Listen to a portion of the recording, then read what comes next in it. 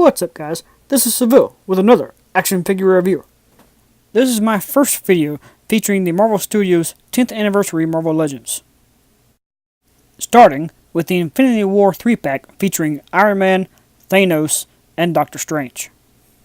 This series has its own specialized packaging style, which I imagine will look great for in-box collectors, especially if you get all 10 sets.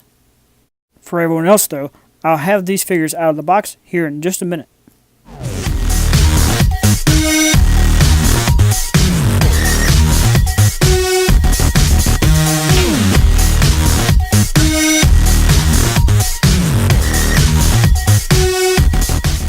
Just real quick before we get back to it, if you like this video, please give it a thumbs up and comment below.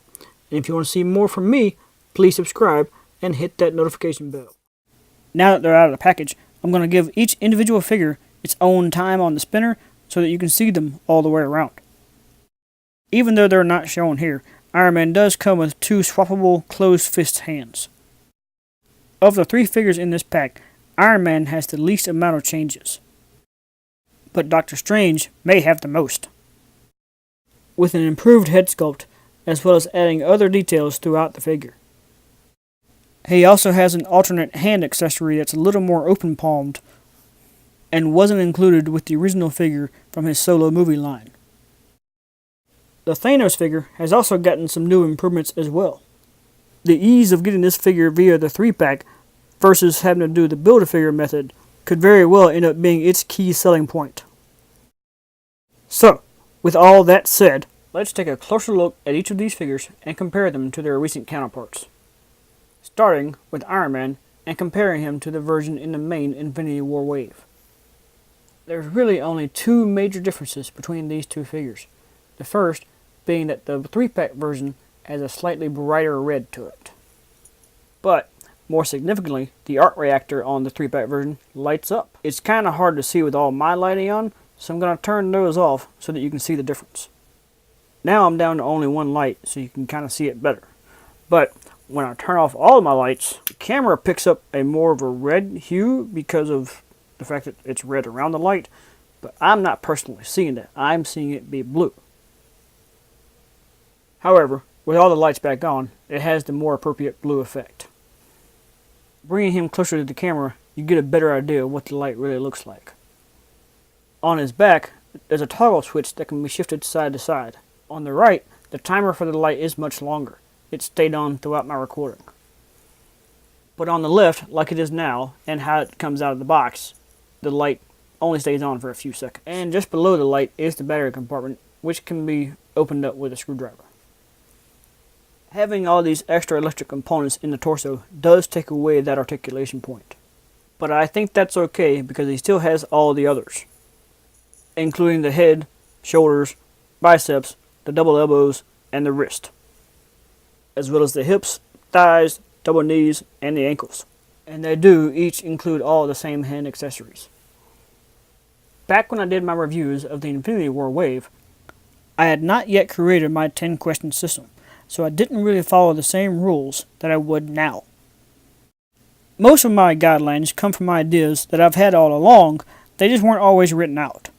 But if I were to do that today, I would give this figure a 5-star rating, meaning it is amazing and worth owning for all collectors of this line or character. Normally, when a figure is just a repaint or a re-release version of a previous figure, I dock it a point. But in this particular case, with them adding in the LED light, I don't really want to do that. So, I'm going to allow it to keep the same score. With that said, it's time to move on to Doctor Strange, which I'll be comparing with his original movie line figure as well. First things first, would you look at the difference in those head sculpts? There's definitely some huge improvements in the time between these two figures. If I didn't know any better, I'd almost say the original one was a knockoff. I'm going to put the magic effects down for the rest of the review, but before I did, I wanted you to see them side by side. Really, the only difference between the two is that the first one had the white outlines painted throughout it. The next thing I want to discuss is their capes, because there's been significant improvements made there as well. Firstly, the design around the collar has changed quite a bit. The little symbols have changed, and there's no longer that string or cord connecting the two sides together. As you move around the cape, you can see that the general shape of it has changed, as well as the details. The new one has many added textures and shapes into it. It really has many improvements all the way around. And even underneath, the new one has a much greater attention to detail, with the biggest difference being that the original just laid over the figure's shoulders, while the new one has a plug that fits into his back. The first one doesn't have that hole in his back, but overall, the sculpt of the figure hasn't changed that much. And the last little accessory piece is the pendant, which contains the time stone. On the new one, it's got some added green colors for the time effect. Speaking of effects, the green rings around his arm and sticking out from his hand here are not accessory pieces. They are now part of the sculpt, and are not removable in any way. Aside from those changes, and some tweaks to the paint colors, these two figures mostly utilize the same sculpt for the body, and maintain the same points of articulation in the head, shoulders, biceps, the double elbow, and the wrist. But the effects on this arm do hinder some of those movements. He does also have full rotation at the waist, and all the usual leg articulation in the hips, thighs, double knees, and the ankles, but his costume can be a bit restricting on those. If I had reviewed the first Doctor Strange figure by itself, I probably would have given it a 4-star rating, which means he's still awesome, but not as good as he could be. The cape does cause some balance issues, and his likeness isn't very accurate, but the new one does make great improvements to both of those problems. So, I'm going to give him the same 5-star rating as Iron Man. And with that said, it's time to move on to the Mad Titan himself, Thanos, and compare him to the Build-A-Figure version from the main Infinity War wave. A big complaint about the original Build-A-Figure was the head sculpt.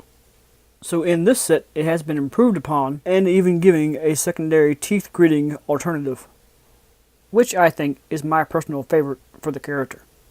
The only other sculpt difference between these two figures is the gauntlet. Now his hand is open instead of being a closed fist. I kinda wish they would have given me the option of either or, like included a fist hand with this set. Other than that, the remaining differences between these two figures are all in the paint. The newer gauntlet has more of a brass color to it, opposed to the gold before. On the main body, the purple got lighter while the gold got darker. There actually are some new paint details added into the 3-pack version, which I honestly did not notice before starting this review. Moving down the rest of the body, the navy blues are basically the same color, but the pants are a little bit lighter to contrast more with the boots. And all of that holds true moving around to his back. The articulation is also all the same, having points in the neck, shoulders, bicep, single elbow, and the wrist, as well as the ab crunch and the waist twist, along with the hips, thighs, the double knee, and the ankle. Similar to Doctor Strange, the improvements on this figure lead it to earning another 5-star rating, which means that I highly recommend this 3-pack, even more so if you don't already have the previous versions. If you like this review and you have not already subscribed, please do so in order to be notified of my upcoming review featuring Captain America and Crossbones from the Civil War 2-pack. Thank you guys for watching, and I'll see y'all next time.